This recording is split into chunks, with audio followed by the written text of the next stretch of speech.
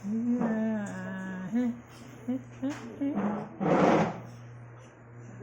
na yan.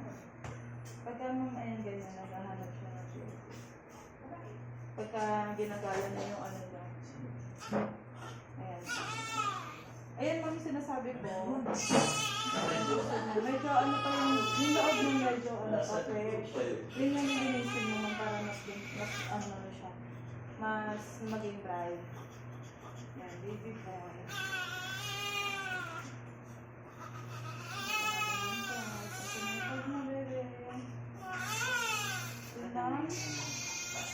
Jubilin. Settle nyo na baby boy, si Jubilin. Kailangan mo 17, 10, 21, 8. Sige po, uwi na po. Daw. Awit na daw. Yan na. Pwede ba? So ayaw ko muna kayo na talaga.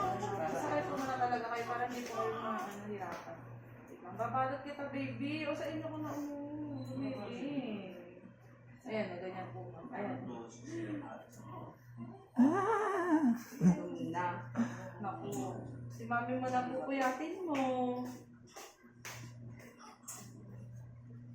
Wala namang dede dyan. Ganyan po yan, ma'am. Pagkaan na na.